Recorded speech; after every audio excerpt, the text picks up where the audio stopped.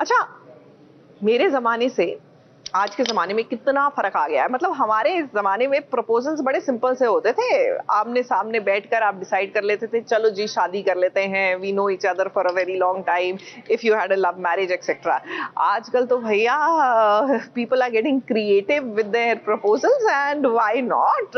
तो भाई हमारे पति ब्रह्मचारी के जो सूरज हैं, अब फाइनली ब्रह्मचार्य छोड़ने के लिए तैयार हैं, ईशा से अपने मन से शादी करना चाहते हैं। तो प्रपोज़ल भी बड़ा धांसू सा इन्होंने चुना, केक के बीच में अंगूठी, you know that typical very फिल्मी अमेजिंग सा प्रपोजल। प्रॉब्लम ये हुई कि केक सबने खा लिया और अंगूठी किसी को मिली नहीं।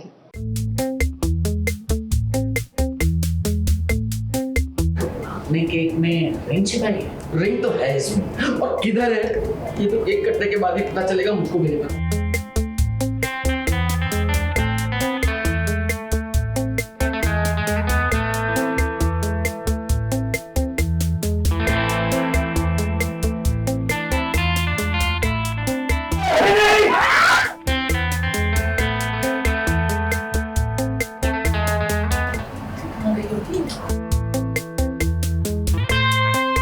बड़ी मुश्किल है बाबा, बड़ी मुश्किल। दो प्यार करने वाले मिल तो गए, लेकिन इनके बीच प्यार का इजहार हो ही नहीं रहा। अब ईशा को प्रपोज करने के लिए सूरज ने जो मास्टर प्लान बनाया है ना, उसे खा गए हैं घर वाले। अरे हमारा मतलब ये है कि केक खा गए। उसी केक में तो वो रिंग थी जो सूरज ईशा को प्रपोज करने के लिए लाया है। प्रपोजल है ईशा जी के लिए, जिसमें पूरन भाई, आरव सभी लोग मिल के प्लानिंग किए हैं। एंड सूरज को आइडियाज़ दिया गया है बहुत सारे। उसमें से एक आइडिया ये एग्जीक्यूट किया गया है कि जो केक है, केक के अंदर रिंग पूरन भाई ने डाला है। अब सूरज ने केक ये सोचकर भिजवाया था कि जब ईशा केक खाएगी तो उसमें से रिंग निकलेगी और उसे समझ में आ जाएगा कि सूरज क्या चाहता है। लेकिन देखिए ना, ईशा ने तो सूरज के सारे प्लान पर पानी फेर दिया और सारे घर वालों में केक बांट दिया। अब सूरज ये सोच रहा है कि आखिर रिंग गई तो गई कहाँ। ईशा जी बोली रहती हैं कि कुछ भी करके केक हम साथ में खाएंगे, लेकिन यहाँ पे आता है, देखता है मंजर कुछ अलग ही है। यहाँ पे सभी लोग केक बांट के खा रहे हैं, तो सूरज को ये लगता है शौक की रिंग कहाँ होगी, कौन से पीस में रिंग होगी।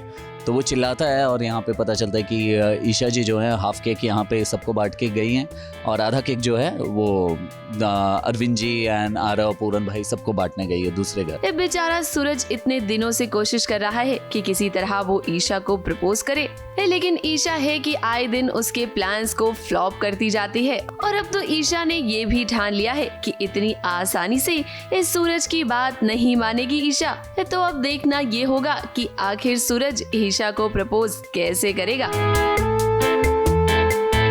मुंबई से कैमरामैन अनूप रस्तोगी के साथ एबीपी न्यूज रिपोर्ट।